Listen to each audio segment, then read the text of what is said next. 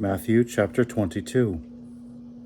And Jesus answered and spake unto them again by parables, and said, The kingdom of heaven is like unto a certain king, which made a marriage for his son, and sent forth his servants to call them that were bidden to the wedding, and they would not come. Again he sent forth other servants, saying, Tell them which are bidden, Behold, I have prepared my dinner. My oxen and my fatlings are killed, and all things are ready. Come unto the marriage. But they made light of it, and went their ways, one to his farm, another to his merchandise. And the remnant took his servants, and entreated them spitefully, and slew them.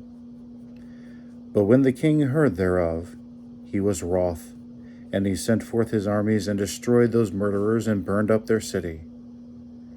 Then saith he to his servants, The wedding is ready, but they which were bidden were not worthy.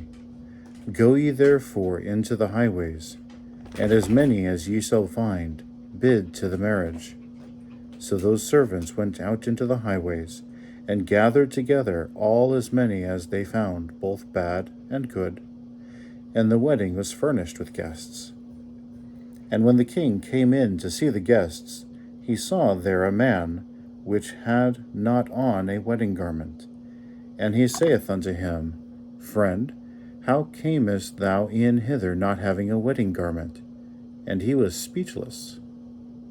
Then the king said to the servants, Bind him hand and foot, and take him away, and cast him into outer darkness. There shall be weeping and gnashing of teeth.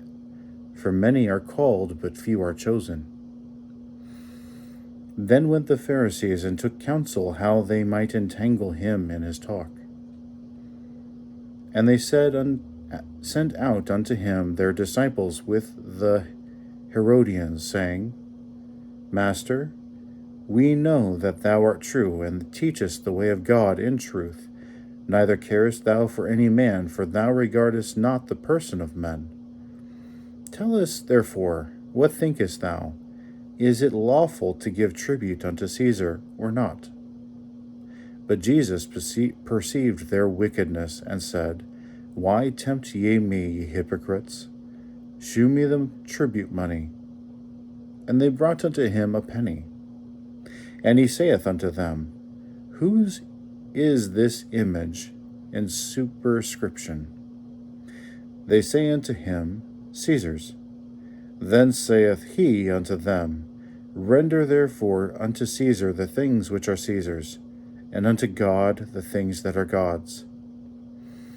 When they had heard these words, they marveled, and left him, and went their way. The same day came to him the Sadducees, which say there is no resurrection, and asked him, saying, Master, Moses said, If a man die, having no children, his brother shall marry his wife, and raise up seed unto his brother. Now there were with us 7 brethren, and the first, when he had married a wife, deceased, and having no issue, left his wife unto his brother. Likewise the second also, and the third, unto the 7th. And last of all the woman died also.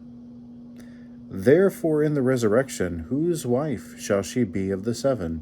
For they all had her. Jesus answered and said unto them, Ye do err, not knowing the Scriptures, nor the power of God. For in the resurrection they neither marry, nor are given in marriage, but are as the angels of God in heaven. But as touching the resurrection of the dead, have ye not read that which was spoken unto you by God, saying, I am the God of Abraham, and the God of Isaac, and the God of Jacob. God is not the God of the dead, but of the living. And when the multitude heard this, they were astonished at his doctrine. But when the Pharisees had heard that he had put the Sadducees to silence, they were gathered together. Then one of them, which was a lawyer, asked him a question, tempting him, and saying, Master, which is the great commandment in the law? Jesus said unto him, Thou shalt love the Lord thy God with all thy heart, and with all thy soul, and with all thy mind. This is the first and great commandment. The second is like unto it. Thou shalt love thy neighbor as thyself. On these 2 commandments hang all the law and the prophets. While the Pharisees were gathered together, Jesus asked them, saying, What think ye of Christ? Whose son is he? They say unto him, The son of David. He saith unto them, How then doth David in spirit call him Lord, saying, The Lord said unto my Lord, Sit thou on my right hand, till I make thine enemies thy footstool. If David then call him Lord, how is he his son? And no man was able to answer him a word, neither durst any man from that day forth ask him any more questions.